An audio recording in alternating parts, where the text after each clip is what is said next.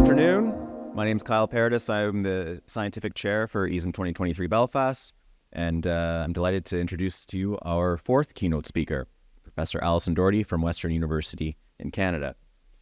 Alison is a professor in sport management in the School of Kinesiology in the Faculty of Life and Health Sciences at Western University. Her research focuses broadly on the capacity and management of nonprofit and community-based organizations for safe and inclusive sport and physical activity.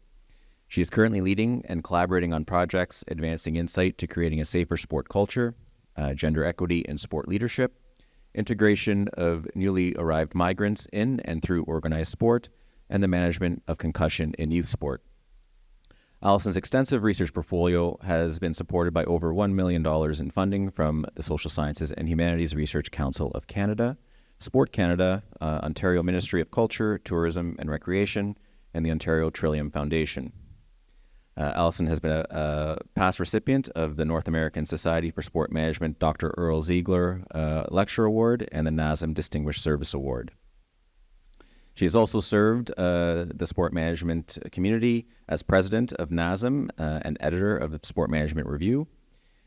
She is the lead of the Sport and Social Impact Research Group at Western and a board member of Canada's Sport Information Resource Centre. She's also a member of the Canadian Women and Sport Canada Impact Research Committee. She's been a personal mentor, a friend and collaborator of mine and many in the room, and I'm absolutely delighted that she's joined us in Belfast this year as your final keynote speaker of EASM 2023, Professor Alison Doherty.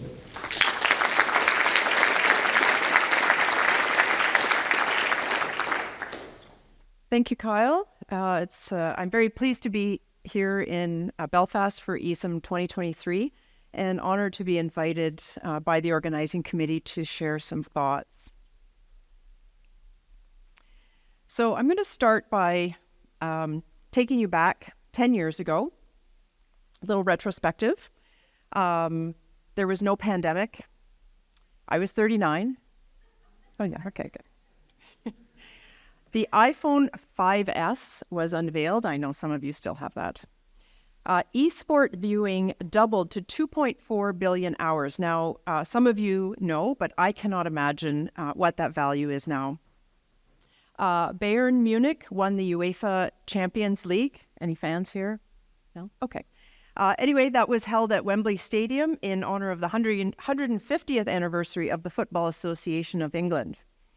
Selfie was the word of the year in 2013 and was officially included in the dictionary. Sportswear was the fashion trend of the year in 2013, and little did we know that it would become a staple in 2020 during the pandemic. And Lance Armstrong admitted to Oprah Winfrey about his doping. Now, that certainly seems like a long time ago, doesn't it? Not so momentous, but relevant to today's presentation, I published a piece calling for interdisciplinary research following my Ziegler lecture on the topic at the 2012 NASM conference. Others in the field have made similar calls, engaged in IDR work, and shared related resources. But I'm taking the invitation to speak here today as an opportunity to reiterate that call, to recognize and applaud those who have engaged in and promoted interdisciplinary research, or IDR, speak about my experience, and encourage you to reflect on its potential for your work and some of the complex problems in sport. I would like to give a shout out to Katie Liston and Denise Martin for hosting an interdisciplinary discussion about the achievement model of sport as one of the workshops yesterday. Now, I was prompted to address this topic again, not just because I've been working on it, but during the recent ISSA, or International Sociology of Sport Association World Congress, I was prompted when a presenter acknowledged in the Q&A that if it's not one inequity in sport, it's another. And this has made it seem like an overwhelming problem. And it prompted me to wonder about the broader societal conditions that frame and perpetuate such inequities, because that particular presentation was focused on some really nuanced factors. And so I wondered about the broader societal conditions, and are we beating our heads against a wall if we don't acknowledge the bigger picture? In that particular moment, capitalism stood out for me as perhaps a perspective that we need to at least consider to understand and navigate specific issues of inequity in sport. Again, are we beating our heads against the wall by not considering that a lot of our inequities are in the context of capitalism or other socio-political perspectives? And so by considering an additional perspective, might this help fill some of the cracks in understanding and effectively addressing that problem? And indeed, Vaughan and colleagues note that the wickedness of interrelated problems is not only about the high degrees of complexity, but also represents a recognition that no level of linear or monodisciplinary thinking might present a workable solution. And so it got me reflecting on the value of IDR. That reflection has extended to the role of interdisciplinary research for strengthening accessibility to sport, inclusivity in sport, and sustainability of and through sport, which of course is the focus of this conference. So before I go any further, there are a few disclaimers. I am doing some interdisciplinary or actually transdisciplinary research, and I'm being very intentional about it. Yet I have some projects that might have benefited from an interdisciplinary approach in retrospect. And some projects, I might argue, continue to be best suited to a disciplinary approach. Importantly, interdisciplinary research is not the way to do research. It is a way to do research. So you might wonder why a focus on interdisciplinarity at a broadly disciplinary conference, namely sport management. And I believe it's because the field of sport management is multidisciplinary, because the problems, issues, questions we study might benefit from a more integrated IDR approach, and because we as sport management scholars can and should be one of the disciplines at the table for many projects focused on improving the practice of sport. Now, when I refer to a continued call for interdisciplinary and also transdisciplinary research, I mean both for the management of sport and physical activity and by sport management scholars. Okay, so let's take a look at what I mean by this. So interdisciplinary research is, at its core, interactive, reciprocal, and creative, prompting us to generate new and richer insights to a phenomena than we might do through a linear or monodisciplinary approach. It typically involves several investigators representing different disciplines working closely together on all stages of a research project, from mutually defining the problem to be studied and determining the project design to collectively analyzing and interpreting the findings. IDR is meant to be a truly collaborative process that involves relating select disciplinary perspectives and ways of knowing to each other and integrating those perspectives for a fuller and deeper insight into an understanding of a problem, issue, or question. The process is further characterized by scholars relocating their original disciplinary take on a phenomena or way of studying it, which of course can shape the perspective that they continue to relate in this iterative process. So to do this, each discipline brings its expertise to bear at each phase of the research project. It is a communal effort. To be successful, each investigator must make a commitment to go beyond their disciplinary expertise, to integrate with others, and ultimately. Now, still from 10 years ago, I continued to ascribe to the food analogy of Choi and Pak, who liken interdisciplinary research to a cooking pot. And I did not coordinate with the kitchen staff, but this is your Irish stew that you had for lunch. I did have this before lunch, and we got a little bit spilled on there. So an Irish stew where the ingredients are combined and the dish takes on a new form, where the boundaries of disciplinary knowledge, methods, and analyses blur as integrative perspectives simmer.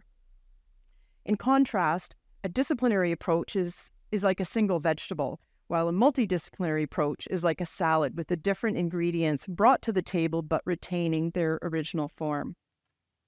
So I go on about this integrating piece because it is what moves IDR interdisciplinary research beyond a multidisciplinary approach, where scholars bring their perspectives and inform the research problem, but generally not each other.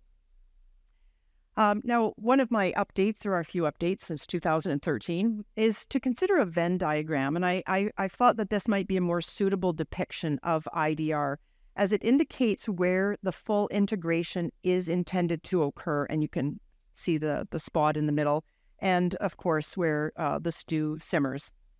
But it also conveys that the respective disciplinary perspectives do not just combine together and even mush up, but they actually maintain their integrity within the project to be related and integrated as necessary. So we don't completely relocate our thinking. We hold on to our disciplinary perspective, and that continues to contribute, and that is a strength. Now, with the Venn diagram as well, I think we can imagine these perspectives bumping up against each other, and probably somebody younger than me would know how to do this in 3D and all the rest of it, bumping up against each other, maybe bashing off each other, melding together, and the intersection among them may be larger or smaller if we look at that picture again, depending on the integration of ideas.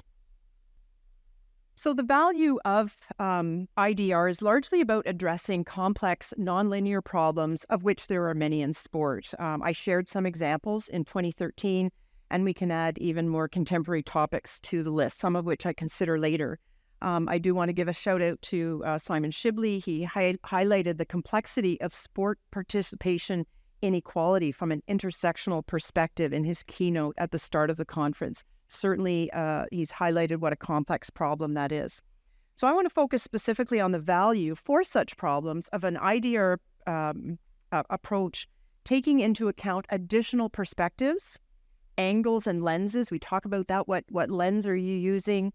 And different interpretations, and not just from another scholar within the same discipline. We often work with our sport management colleagues, even though they may have different views on something, but from different disciplines. So actually bringing in quite a different perspective.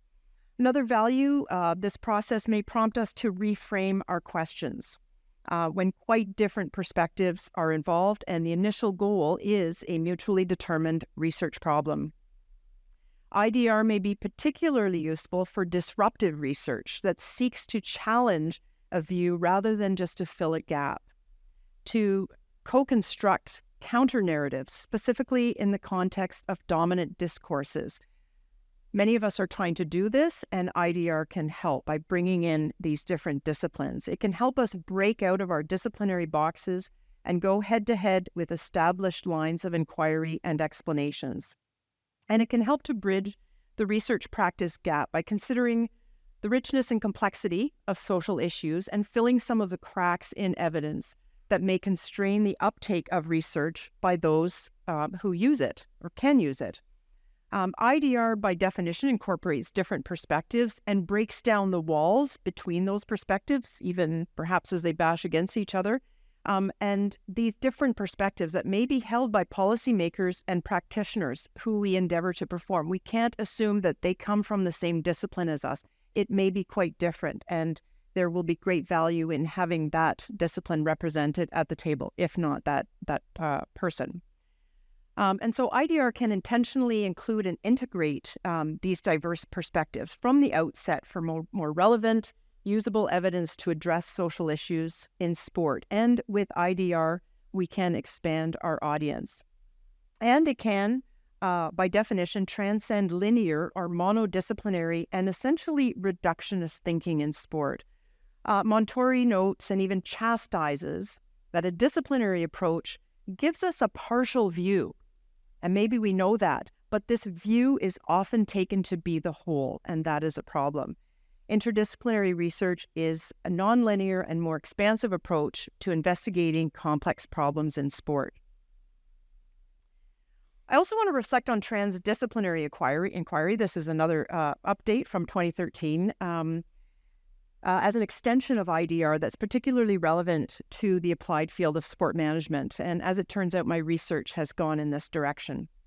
I'm not debating the merits of transdisciplinary over IDR, but rather presenting it as an extension of the IDR process and principles, and an attempt to clarify the conceptual confusion that has arisen around inter versus trans versus cross-disciplinary is certainly beyond the time that we have today. So I follow here the conceptualization of transdisciplinary inquiry as an extension of IDR with the inclusion of stakeholder partners who are not necessarily associated with a particular scholarly discipline or way of knowing, but are experts in their particular field and subcontext within that. And as an interdisciplinary approach, TD still requires the inclusion of at least two different scholarly disciplines. Importantly, this approach is also about relating, integrating, and relocating research team members' perspectives for new ways of knowing, studying, and interpreting complex phenomena. Montori describes transdisciplinary inquiry as studying with rather than just about a phenomenon, and we can envision the alignment with the increasing popular participatory action research and other approaches that engage stakeholders associated with that phenomenon. Transdisciplinarity is well suited to contextualized research that weaves empirical, and I would add theoretical, with experiential knowledge to explain a phenomenon. And so with this figure, we can imagine, and some of you may have experienced, the perspectives of various transdisciplinary team members moving towards each other, perhaps butting up against each other, and integrating some perspectives and ideally all perspectives as a problem is examined and discussed. And the perspectives must be integrated for it to be interdisciplinary and more than just multiple ideas brought to the table. Okay, so before I move on, a quick recap. IDR is or should be intentional. It is iterative. It's not a one and done. It's an ongoing process, and it's definitely reflective. It incorporates multiple perspectives, which must be from more than one discipline. It requires a commitment by all involved to relate, integrate, and likely relocate their thinking. It is inquiry versus disciplinary based, so it's led by the problem and the question rather than a particular disciplinary perspective, and this helps to avoid reductionism and closed-off thinking. And again, it embraces nonlinear and complex problems and explanations, which may allow us to determine what is between the cracks that we can't explain. Okay, so I want to take a few moments to share some observations from my own experience. 10 years ago, I gave the management, and not just the medical management, of sport-related concussion as an example of a complex phenomenon that could benefit from an IDR approach as a medical issue and a social and cultural issue. And I would since elevate that to also a psychosocial, public health, education, governance, and a management issue. And so since 2018, I have been walking the talk with an evolving transdisciplinary research team that includes scholars from several disciplines and stakeholders from a variety of related settings. While I am the PI, I consider it our project. I am just one member relating my discipline and perspective and serving as the project manager, helping the team navigate our interdisciplinarity moving forward. As an example of that, when I present our concussion project, I never use my institutional logo because this is not a Western project. It is our team project. And there are over a dozen of us. And so putting all those on is not a good idea. So that's why I don't do that. And that's how I address it. So what we have been investigating is not as relevant here as the approach, but I'm going to provide, I hope, a simple overview so that you have some context for my presentation.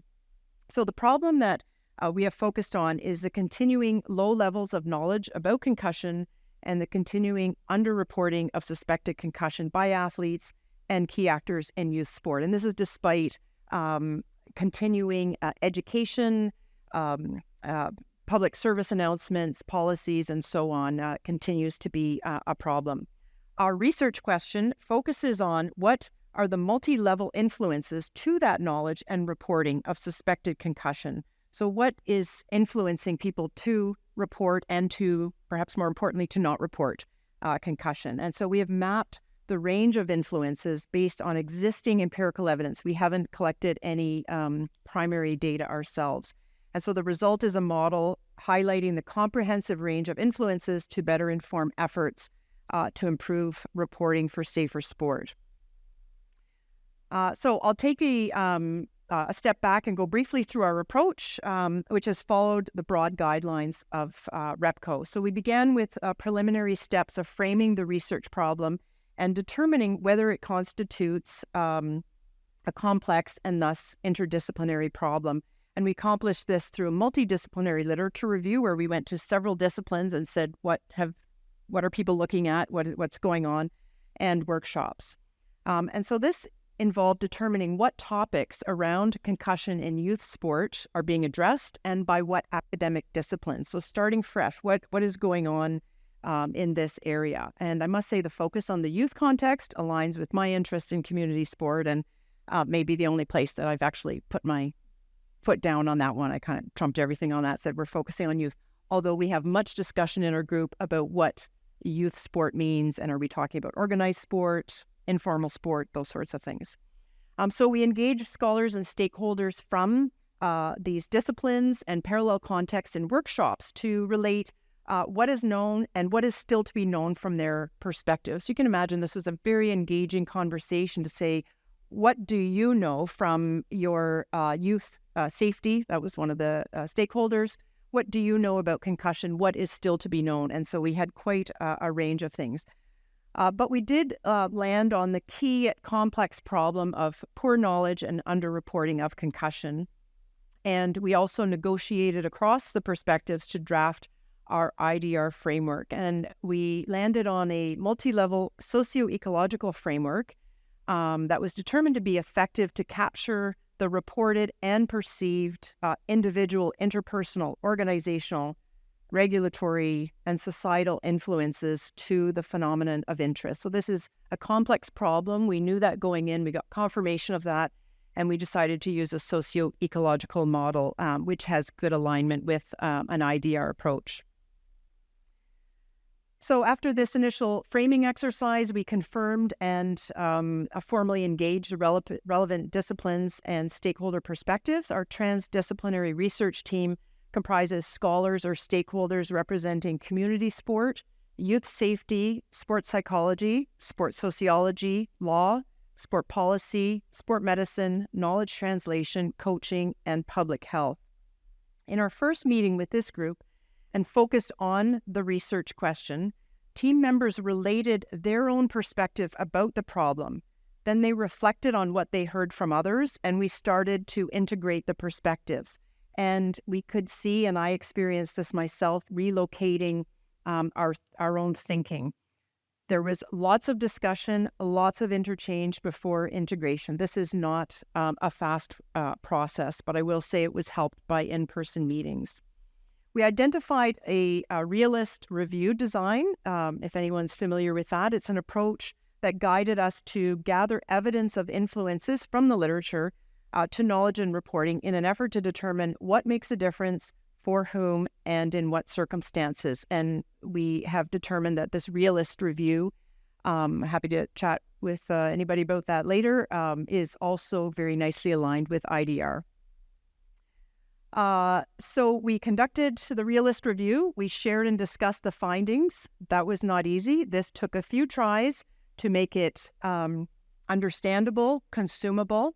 This was an example of where myself and a sports psychologist who were putting things together went in, and the group did not understand what we were trying to convey. And so rather than trying to say to them, no, it's like this, so understand, we just said, you know what, we're hearing crickets. We're going to go away and we're going to come back with another approach to this rather than forcing them to try to see it our way. We understood that to be, you're not understanding what we're saying. That's completely fine. We'll try it again. And we did get there. We're in the process of drafting a force field analysis of driving and restraining forces to concussion reporting and removal from play in youth sport. And this represents a map of the range of influences that make a difference to key actors' behavior, athletes themselves, coaches, parents in youth sport. Importantly in all this, all team members have contributed to the meaning of the findings. We have much discussion about this. Some will reflect on particular findings more than others, and they've contributed to the presentation of the model with the continued integration and relocation of perspectives. And just to finish it off, I will say that the next steps involve meaningful mobilization of findings, which of course means nothing, but I will share that we have used a knowledge to action approach. And so we're taking steps towards meaningful mobilization that is specific to the various disciplines and especially to the stakeholders' needs. So going back to them. So what might be most interesting in all this is what our village thought about this. So a number of challenges that I want to share with you. First of all, the COVID-19 pandemic. So that basically put things on a halt. The one upside to studying the topic, and maybe a lot of topics in sport, that there were no concussions in sport happening between March 2020 to about 2022. So we were behind on that. Challenges were coordinating meetings, and again, we had in-person meetings, largely due to the fact that we have been very fortunate to have a very passionate group of people, and they like to meet in person, and the energy from that. Disciplinary language has been a challenge. And as the person navigating this, I will watch, I will look at body language, I will listen for crickets and try to intervene to say maybe we can rephrase that a different way. And I've had challenges with disciplinary language myself. A big one has been priorities, politics, and accountability. We will arrive at an interpretation, and it will go against what a particular stakeholder says. I cannot take that message back to my group, saying that actually we're not getting anywhere with reporting, and they are an advocate for concussion safety, to say that the research is telling us that we're going nowhere with this. And so these are some of the, I think, really politics it comes down to that we're having to deal with. And also loosening disciplinary or stakeholder perspective or bias. So we have allowed time for this. The benefits is the in-person energy. That's been fantastic. Contrasting perspectives have been shared. Relocating perspectives has happened. And we have gained broader insight to the complexity of concussion reporting and the implications for policy and practice. And these benefits, of course, have informed our project, but they've also informed team members' own work that they take back with their discipline or their institution. So I've shared my work, and there's certainly value in learning from others. So I want to take a brief look at research around the management of sport that has taken or advocates for an interdisciplinary or transdisciplinary approach. And these examples are not at all exhaustive. You may know of, or may have published yourself work that could be added to these lists. But I just wanted to share some examples beyond the concussion context. So there is a robust body of research on sport talent identification, development, and performance that has taken an IDR approach with the claims that it comes naturally given the necessary attention in that area to sports science, psychology, nutrition, biomechanics, and several other disciplines. Piggott et al. Identified 25 studies that they categorized as IDR in this area. And they also suggest that IDR has flourished because of the progressive evidence of better prediction of outcomes of interest. So they are finding that IDR is making a difference to the understanding of talent identification and performance. And so people are gravitating to that approach. One study that Piggott and colleagues identified was a project led by our own Christine Toohey, sport management person. Their team used a transdisciplinary approach to identify primary and secondary factors that can influence the effectiveness of sport talent ID programs. Their 20-member team included scholars in sports science, management and psychology, public health, and urban geography, industry researchers and practitioners from the Australian Sports Commission, the Aussie Football League, Cricket Australia, and Tennis Australia. They explored a range of factors, made joint decisions about which perspectives should take precedence in their framework. And I invite you to check out their reflection on the process as well as its outcome for a sense of how they advance knowledge and practice with their very intentional approach. Another IDR project that has been published in ESMQ involved Joe Pigeon and colleagues examining whether the Olympic Games, and specifically the 2016 Rio Games, promote dietary health for spectators. So essentially considering this aspect of health promotion through sport. Scholars in public health, marketing, psychology, policy studies, nutrition, and event management informed the research, including analyses of policy, menus, and event process. And so just as an example, they had not just you or I examining the menus and saying, this looks like pretty good food. They had a nutritionist on board to say, what does this food, what is actually the value or the lack of value of this food? So their integrated approach enabled examination of the food choice architecture in this event context and its alignment with nutritional value and public health goals. And it's an example of how the Sport Management Academy's interest in sport for health promotion can be effectively and perhaps more broadly considered. One other example I want to bring to your attention is Noel and colleagues' interdisciplinary systematic review. So the research is not specific to sport, but it's worth highlighting for several reasons. So their team of scholars from education, medicine, nursing, and social work designed and conducted a systematic review to capture research on student learning and translation of caring competencies across a range of contexts. They opened the search to all caring professions in order to map commonalities but also differences between the disciplines, rather than limit or reduce the focus to a single context. They said, we want to learn more about this. We're going to go to parallel professions, education, medicine, social work, nursing, but we're not just going to do it in nursing. We're going to look across these disciplines and see what we can learn from this.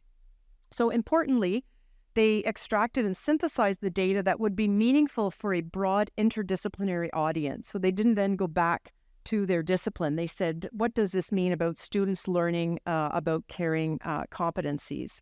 And so this is really shifting the typical focus of a systematic review and its outcome, which tends to be linear and reductionist. The other reason I want to share this example is because this kind of interdisciplinary review can be valuable as pre-work for an IDR project. A broad review of existing research on a topic is valuable, if not essential, for identifying which disciplines could and should be involved in studying the problem. So we can learn from these examples what they have studied, from what perspectives, how those perspectives were integrated, and the particular outcomes. But a few of our colleagues have also shared their thoughts about potential research directions. Alana Thompson and colleagues note the great potential for transdisciplinary inquiry to bring additional and alternative views to understanding women's professional sport leagues based on their systematic review that revealed the dominance of mainstream theories in disciplinary studies.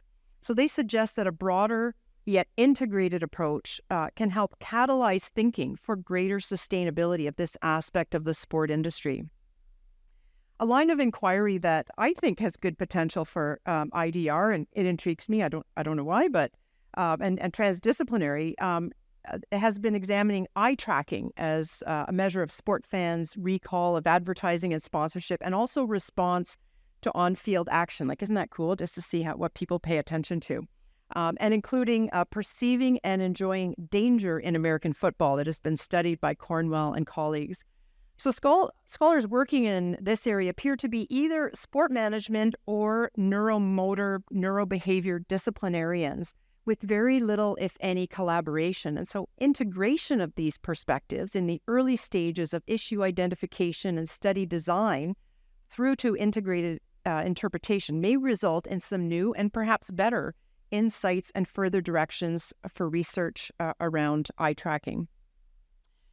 Laura Wood and colleagues reflect on the use of IDR in the context of leisure and technology, drawing on the examples of esport and social media platforms. And they argue that sport, leisure, and computer science scholars may collaborate to provide more nuanced perspectives by leveraging the strengths of these disciplines rather than going it alone. And finally, I draw your attention to examples of articles that specifically share reflections of scholars and practitioners' engagement with these approaches. Not all are in sport, but they're particularly good examples of the process being intentionally and systematically followed, along with the challenges, benefits, and outcomes. So there can be lots of examples for IDR, but I'd like to take a moment, and I am wrapping up here, on the themes of this conference and how IDR and transdisciplinary inquiry may help support and advance those. In their keynote presentations earlier in the conference, I mentioned that Simon Shibley highlighted the complexity of addressing participation inequality. And yesterday, Simon Darcy highlighted the value of co-design for accessibility and inclusivity in sport for people with disability. And we can see several parallels between IDR and transdisciplinary approaches and these co-design efforts. Some more examples that I've come across, Eric Dennison and colleagues make a case for greater engagement of sport management scholars to address organizational resistance to action and ultimately drive change to end harmful discriminatory behavior. So we know this has been studied a lot from sociological perspectives, psychological perspectives. And so Dennison and colleagues are saying we need the sport management perspective to see what's happening at the organizational level. So their argument may be primarily for our discipline to step up and study the issue at an organizational level. However, I would argue that sport management can be seen as a missing or at least limited piece in the related body of inquiry, and that it should join with other disciplines to more holistically examine and address continuing discrimination and exclusion in sport. Anesi, Battaglia, and Frey wrote recently about the potential value of IDR for research addressing sport's contribution to the 17 SDGs of the UN Agenda 2030. They note in particular that IDR does not just lend itself to broader questions and answers, but different questions and ideally better answers if we don't look at this just from a disciplinary perspective, but let's look at this from multiple disciplines and integrate it.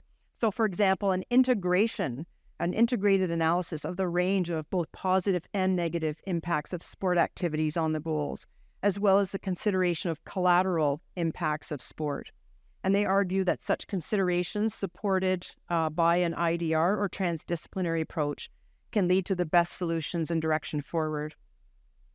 An interesting find in my search for actual and potential IDR in sport was a paper by Bandia and colleagues who noted that the study of gender as a relational concept has expanded beyond the linear consideration of the female athlete. So we used to just talk about, research the female athlete, and more recently we consider gender, but this is expanded to the contemplation also of ethnicity, race, and social class, post-colonialism, sexuality, and space.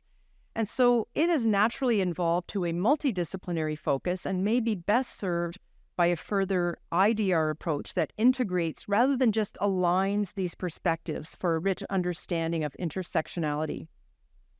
And an interesting example I thought was by Mark Norman, who reflects on sport in the prison and penal system, which a few sport management scholars have also investigated. And he suggests integrating theory and literature on sport for development, leisure studies, prison sport, criminology, and human incarceration geography. Doing so, he argues in his preliminary reflection, will allow for rich insights to time, space, social control, and resistance that can enhance understanding of the potential of sport for development in the penal system. Like others, Norman's initial theoretical connections between different literatures can be a good, if not an invaluable start. And my one other example, my good friend and Canadian colleague Katie Meisner, along with her students, has identified designing or redesigning community sport experiences rather than just managing them as an important future trend. And in that spirit, Iskiel and colleagues engaged in a transdisciplinary research project that involves scholars and practitioners in the areas of sport for development, mental health, urban design, and sports science to arrive at the establishment of a sports park in Caracas with the goal of promoting peace in a community with a particularly high rate of violence. And in the paper, the team members celebrate that their dialogue and collaboration throughout the project was instrumental in ultimately reducing violence levels. As I noted earlier, IDR may prompt the reframing of questions, engagement in disruptive research, and the co-construction of counter-narratives, especially in the context of dominant exclusionary discourses. So IDR can be particularly valuable for the investigations of accessibility, inclusivity, and sustainability in sport. So some takeaways, considerations for doing IDR, and some further food for thought, ideally working towards an Irish stew. There's several considerations here, but I'm just going to draw your attention to a few, welcome you to look at all of them. I've mentioned before about maintaining disciplinary strength in this. This is important. We don't completely give ourselves over. We have to know where we've come from so that we can continue to relate that perspective. But it's important that a disciplinary perspective does not overwhelm an interdisciplinary or transdisciplinary project. And that can very easily happen. And you may be sitting thinking, yeah, that actually happened with my project. I took the lead or someone took over and it went in a particular direction. We need to engage with IDR and transdisciplinarity from the outset, not just later interpretation or mobilization. That is not interdisciplinary. That is bringing somebody in the end to say, what do you think of what we have done? Interdisciplinary is having them there from the beginning to say, this is our village, this is what we're doing.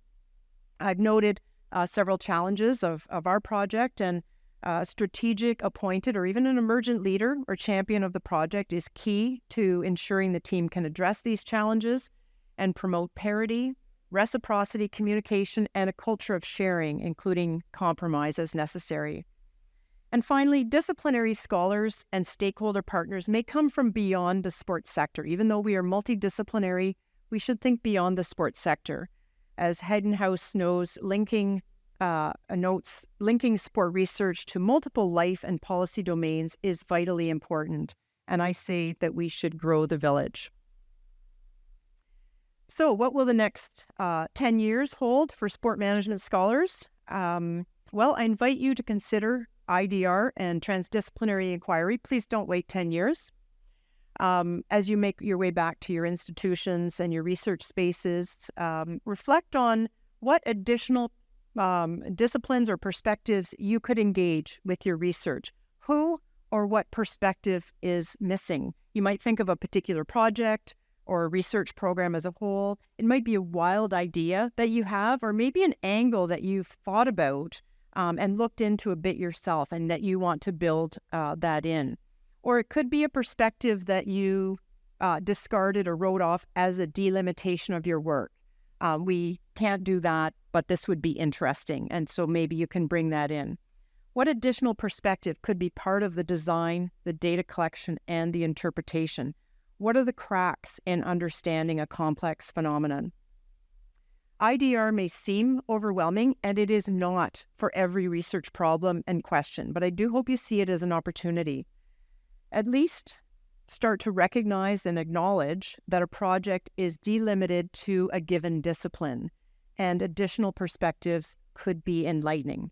So I won't see you in 10 years because I'm retiring in 2 years, but I will keep an eye out for inter and transdisciplinary research to become more common for investigating and addressing sport management problems. And I wish you very good luck with that. Now, I got one more thing here. So I left the Ziegler lecture with a picture of those of you who were there, with a picture of my son going off on his skateboard to visit the local park and discover his village there. And so I wanted to circle back to this as well. So I leave you with the same notion of a park. But with this, I want you to think of the many perspectives that individuals at the park, academics, and practitioners may have about such a park, how we might effectively identify, relate, and integrate multiple perspectives about, say, what the park should look like and why, what activities should be available, what resources should be spent, why and how and who's going to provide them, whose opinion about these things matters and what they might say about it, who might be excluded from such a park, and how the park and activities available there might be sustained. These are all separate questions, but they should all be related. With the non-linear thinking that is inherent to interdisciplinary research, we can be part of more effectively addressing some of the complex problems in our sporting world. I thank you for your attention. So thanks for the great presentation. And as you were talking about it, I thought, oh, well, some of this kind of relates to a multi-level kind of thinking or a social ecological kind of thinking, like y'all adopted, which is not, it may have components of IDR, but it's not full IDR, I suspect. So just in your practice, how do you determine or kind of go about thinking, well, I can draw from different disciplines myself or with me and another sport management colleague versus truly bringing in people from other disciplines?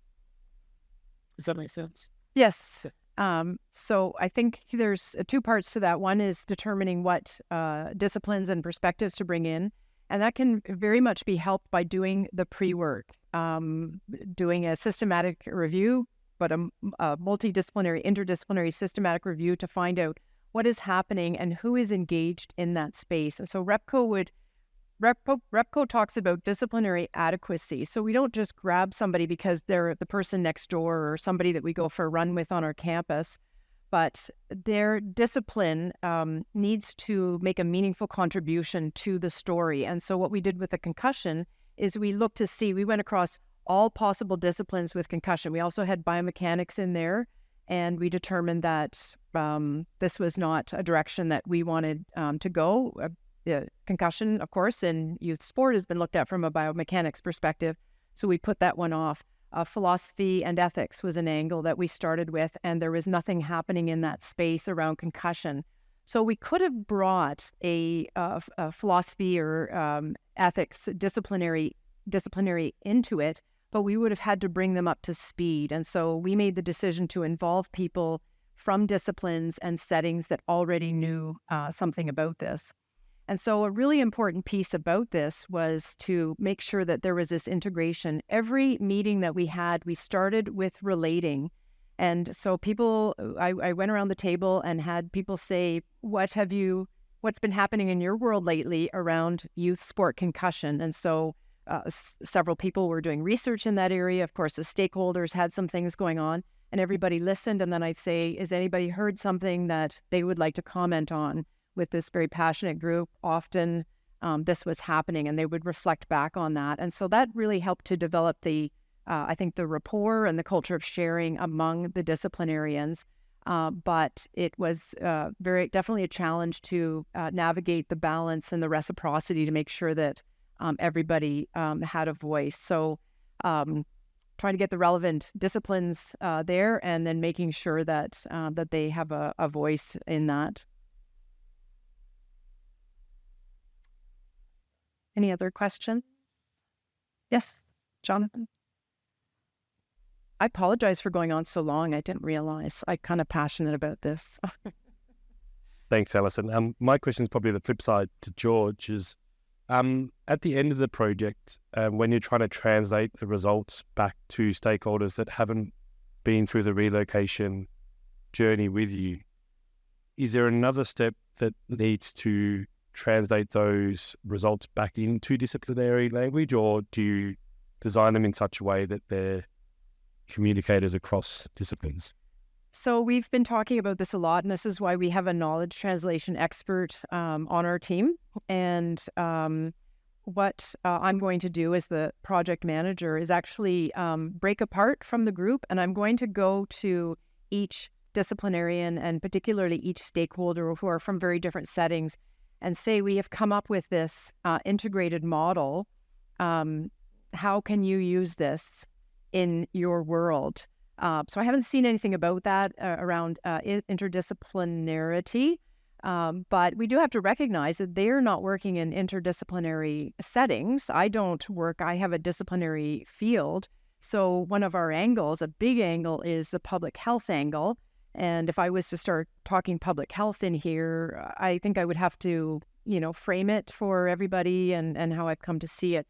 So I think we do need to take this interdisciplinary model and tune it to each of the stakeholders, and I think that they may take different pieces of it or want to see it in different ways. I think that that's very possible. So that can maybe be one of our contributions to this field.